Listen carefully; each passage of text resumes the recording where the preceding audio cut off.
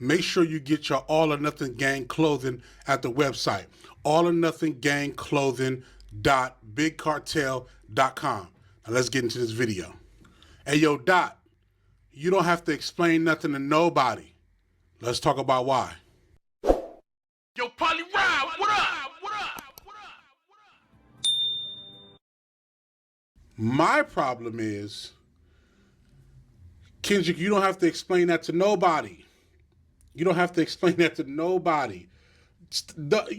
Don't talk to none of these people about what that record means. Let them figure it out.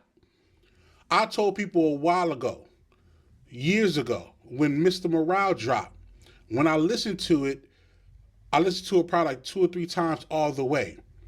And I told people that that album is going to be a classic album that people have to grow up to.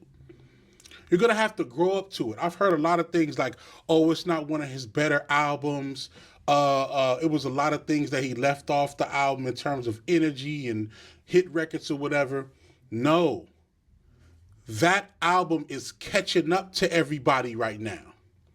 And I don't want Kendrick Lamar to explain none of it. I want y'all to go figure it out.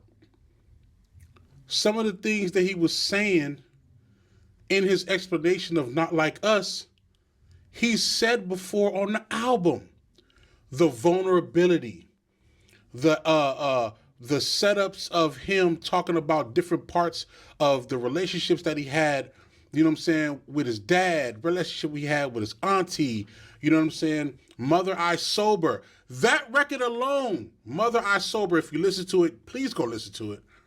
That record alone explains so many levels of vulnerability. And he even mentioned in the Bizarre interview that was like one of the last times that he actually cried.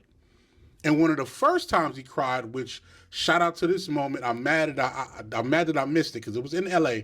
It was when he was on stage and Snoop and Dre brought him on stage to pass the torch, the West Coast hip hop artist mantle, to pass it to Kendrick Lamar, and that was the first time he cried publicly. Yo, that was a moment that everybody on the West Coast can feel, you know what I'm saying? But with this Mr. Morale and the Big Steppers album, it explains a lot, and I think that people are starting to catch up to who Kendrick really is and the approach that he's taken with his music and just with his lifestyle.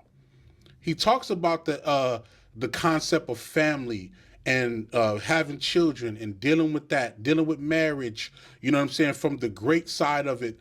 He talks about battling between whether he still wants to do the same things that he's been doing, you know, when he was, you know, in the streets, or does he want to take a different approach, and how can you still grow and still hang on to some levels of anger and despair and things like that and pain. He talks about that on the album.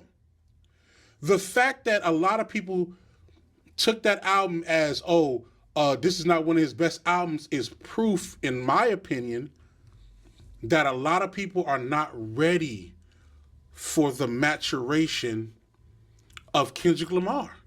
You're not ready for the level he on. I'm sorry, I'll be 100. I'm probably not ready for it.